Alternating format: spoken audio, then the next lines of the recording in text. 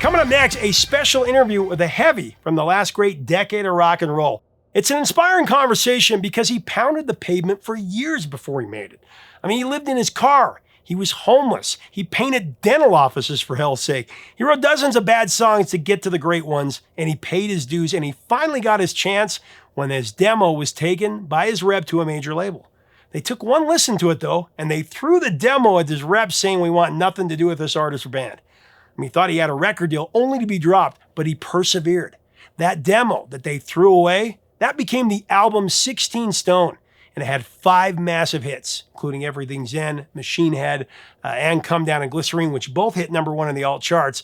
It sold 10 million copies worldwide and became a classic. Bush with Gavin Rossdale became an institution from there. Coming up next, Gavin shares the stories of the hits and his struggles to get to the top, as well as the stories of his songs from his new album, I Beat Loneliness. We're going to get into it now. Before we do, I did a 75-minute interview with Gavin. What you're about to see is a short part of that. To see the full interview, click here, well, right up here, or below to hear the full interview on our podcast. You fought through adversity to make it. I mean, you guys formed in 1992, but the longevity, you fought through a lot of rejection, and it's inspiring to young bands, that feeling of fighting through that adversity. I know that Rob Kahane was a big champion for Bush in your amazing breakthrough album, 16 Stone. You know, we were signed originally to Rob's label, Trauma, with Paul Palmer, and we had a distribution through Disney, Hollywood Records.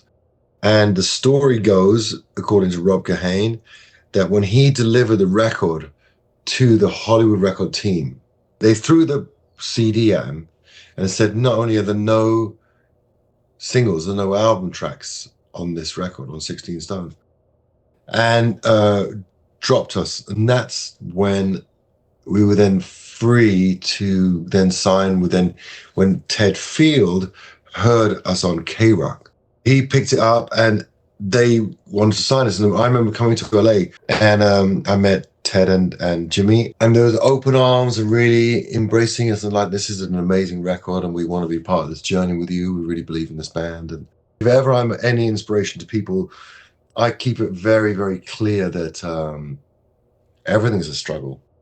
I think most of the time is a struggle. And you have these wonderful moments of happiness and joy. And I'm not a pessimist at all, but, you know, I've made a career out of documenting the kind of alienation that people feel, the sensitivity that people have to the world around them. You write a song to give it away, you know. It's weird. You try and have the most personal, singular experience so that it gives it authenticity, you know. And yet, if you get it right, it resonates for so many people. It's the most universal thing you can do, is to be completely personal, turn away from everyone, and really go inside. Is actually, ironically, where you find everyone else. To be able to do that many times in your career, to write a song that means so much to so many people. I mean, that's what it's all about. But let's talk about Everything Zen, the single that catapulted the band.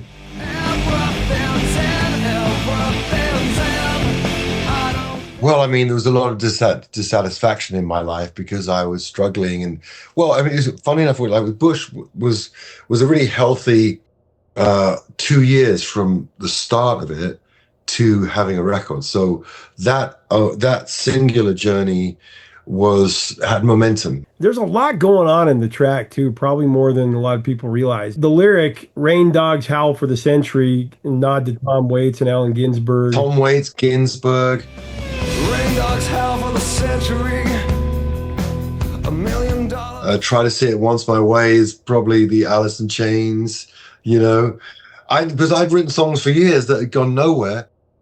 So I never expected that anyone would, investigate the songs. Because I was like, well, no one's going to hear them, just write them, you know, just living, you know. And, but they're just homages and beautiful kind of like connections, you know. They're kind of subliminal, you know.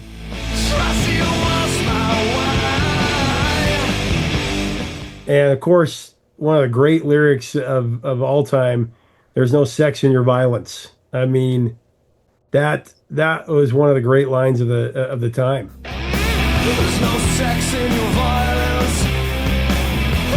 Was that a reference Jane's Addiction? Well, the Jane's Addiction song I loved, and sex is violent, sex is violent. You know, I was like, I love that band so much.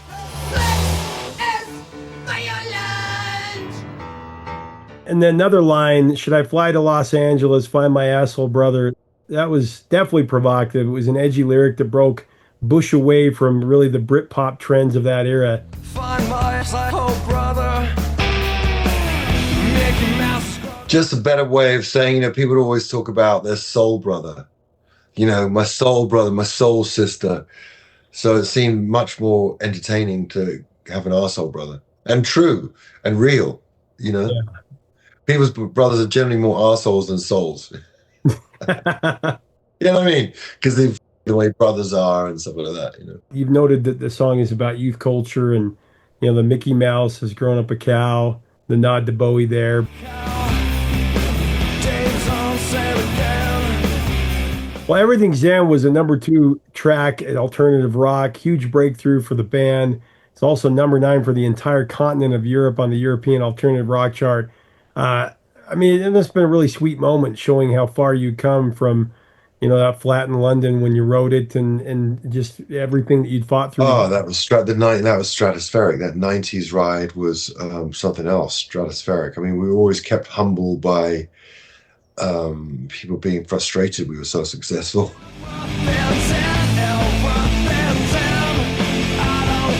I mean, you're coming out with this song in the middle of, a lot of people say the most competitive time was like the 60s because there was so much great music being made by, you know, Motown, Beatles, Stones, Animals. But honestly, I think the 90s were more competitive than any time because you had so many different genres. Britpop, rap, hip hop, pop, you know, teen pop, all this stuff was happening all at the same time. And it just kind of flooded the market. And to be able to have a voice or a song that stood out from all, not just rock, but all of the genres there. And you did that with this.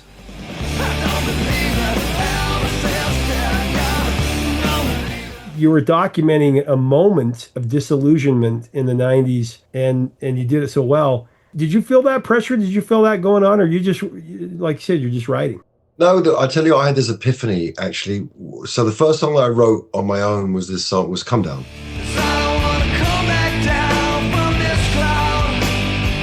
And when I met the guy that became the guitar player, Nigel, he didn't want to write with me. He was happy doing his music as he was doing it. I was very lucky. Like I have Chris now, who's phenomenal. This phenomenal foil, phenomenal friend, best friend, brother, and musical ally.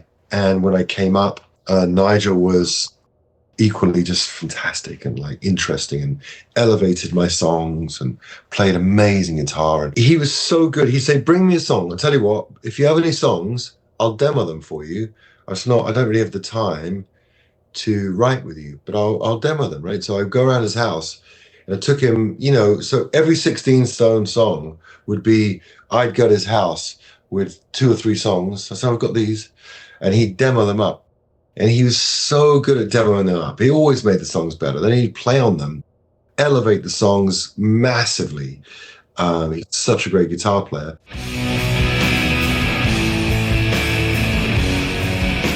And I remember lying in the bath listening to the demo of Comedown. And it hit me that there's a Billy Cobham bass line that Massive Attack used. I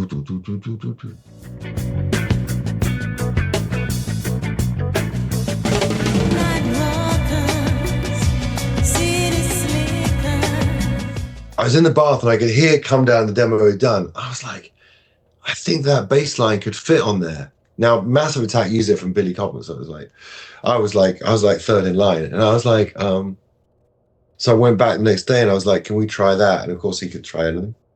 And that's how that was born. And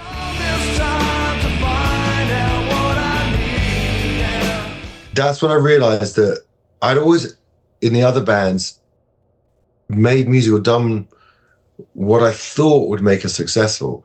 And when I did Bush, I thought that I was never going to be successful, but at least have the self-respect of doing something cool and like go down in flames, you know, maybe make a record. Even when I made 16 Stone, I went back to work because we got dropped. I was done. I was like, well, that's cool because I made the record, you know. That's why I wrote the songs alone, not because I wanted to, because no one else wanted to write with me. So it was like, that's how it went.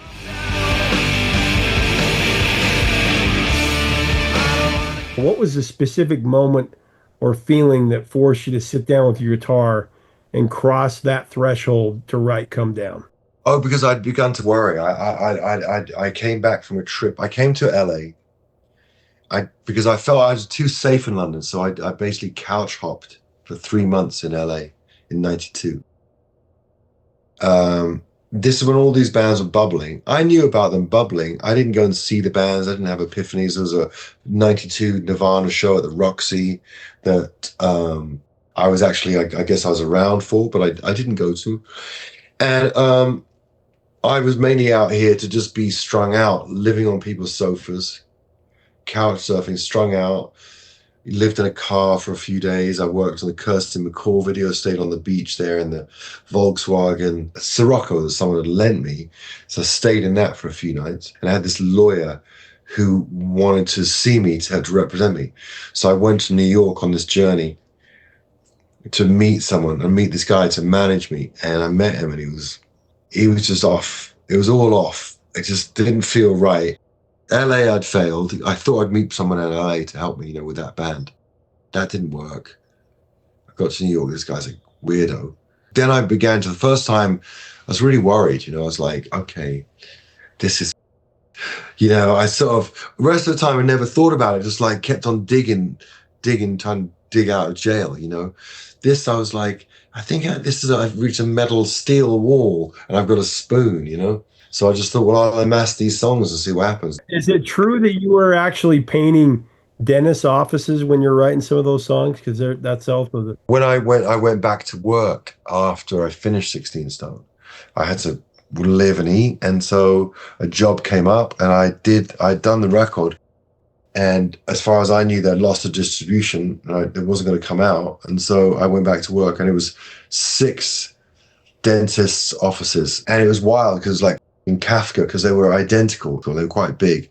So by the time I was in office number 3 and did it, just was a mind, because you're the same shape configuration, but you've got like 4 more. You're like, oh. I want to take a short break to say, make sure to get your Vintage Years collection shirts, but also if you want to hear the full Gavin Rossdale interview, it's like a 75-minute interview. This is just 24 minutes of that.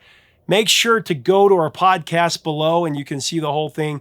Only at our podcast. We have special episodes you can only get on podcasts. So make sure to follow our podcast on Apple or Spotify or wherever you get your podcast, but we'll link to that, a direct link below. You know, you're a student of lyricism and artistry, and I have to say that I think you're one of the best lyricists of your time. I don't think you've ever gotten the full credit for that. They bring you in as a listener. I think that's why these songs have resonated and stood the test of time.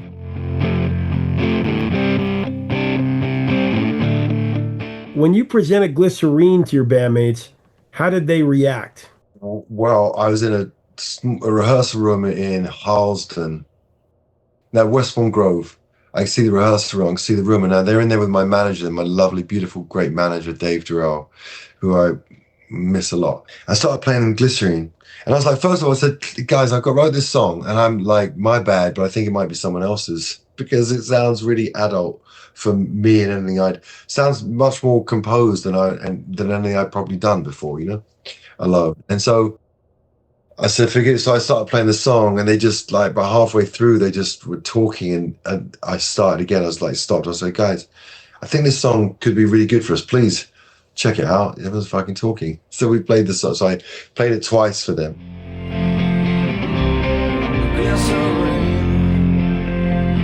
And then when I recorded it, and it was so weird, I remember, because I'd never recorded a ballad before, not much, maybe one other time. It was really difficult not having drums, you know, as a sort of a singer who was learning how to sing.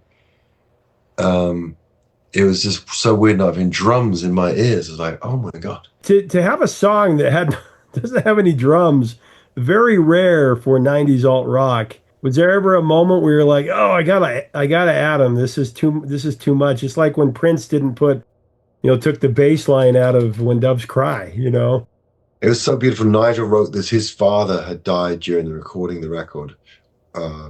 And he wrote those strings for his dad.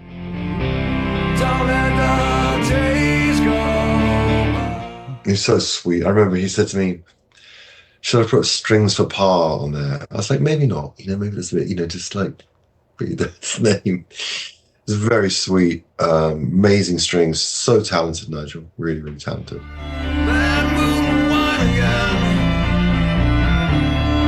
Such a big song, too, #1 alternative rock track, and playing it to a sold-out arena for the first time, that had to be pretty awesome. Tell me about that. It began with the radio shows. That what happened was that we were playing all the clubs, but we'd go and play these radio festivals where we'd be playing to like 40, 50,000 people. And then we go to Europe where you're playing to 60 to 70,000 people. And that was the wildest ride. And we did all the club tours. We played clubs for 3 years, But in between the clubs, you go and play these festivals, and then they were massive.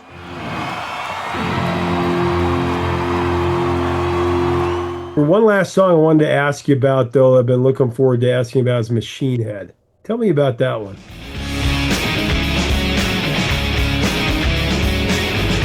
I remember having that riff, walking around, taking a minute to write that song. I couldn't crack the code. Like, I see music as, do you know those Letraset things where it's like hidden within a tapestry? So I think that the songs are hidden and you just have to pull them out, coax them out.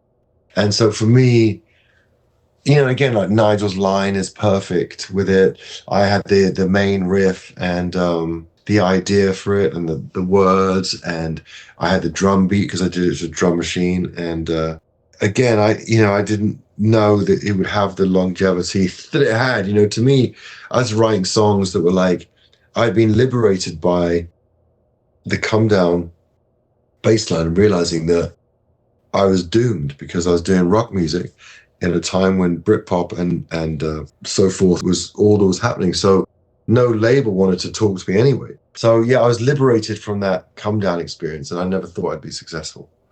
So therefore, I could be really free. And I was really desperate to make an interesting life, make an interesting statement.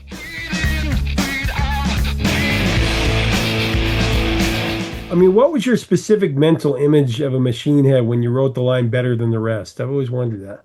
I was pretty competitive at that age. I think the whole thing was, I think that everything was about sort of, it was all about the ego. Machinehead was meant to be this kind of ego-driven thing. And what I liked about the songs I was trying to write and the bands that I liked, it was not misogynistic. It was not objectification of women. It wasn't the sort of the poison approach. It wasn't like, groupies and hairspray. It wasn't that style. It was it was like the Pixies liked hummus, and it was just cool.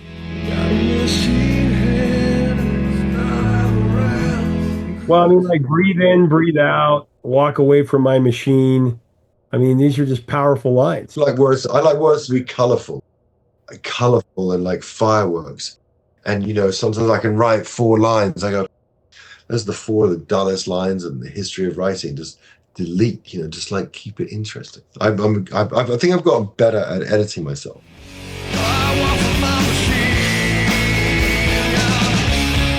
Well, let's talk about the new album. From the album, I Beat Loneliness, you sing about being born in a cage in a darkness you can't resist. I feel a darkness I can't resist.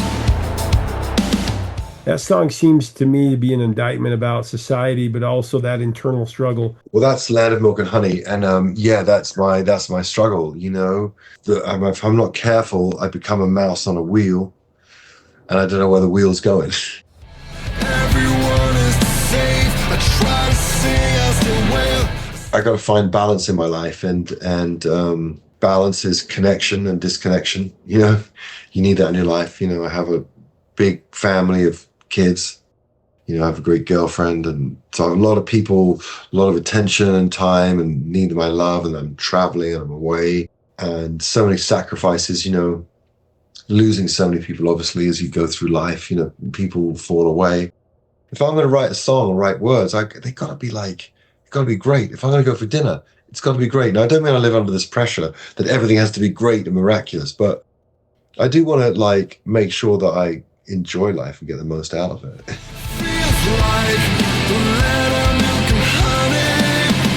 Yeah, that's a huge title, The Land of Milk and Honey. I'm a very proud atheist, and nothing I like more than biblical language. Biblical language it's the Bible to me. I respect everyone's freedom to practice any religion, of course. It's a beautiful read, and it's a beautiful words. The way they, the language is sins. It's a fantastic word. Apparently, it's a religious word, but I've used that. I haven't used it for a bit because I had it just like my other sins a while ago. But there's an example of just love this word. Land of milk and honey is in my brain, my DNA, and I think it's from the Bible. I would not know from where, but I think that's where it is. And for me, I just like that. Land of milk and honey is like, life can be such a drag that we're all headed or trying to think about the land of milk and honey, where life is just easier. You know what I mean? Not abrasive, not aggressive. I like creative people who let other creative people move on. I can't believe people who are worried about other people. The Karens of the world. Well, how awful, by the way, to be called Karen now as an adult, when that's become synonymous with being like the biggest in the universe. It's the Karens. Right. It must be awful if you're actually called Karen, Oof. I know 2 Karens, actually. I just read something that said that name in the last 5 years has dropped off the naming list for babies. No one's named their baby Karen. Right.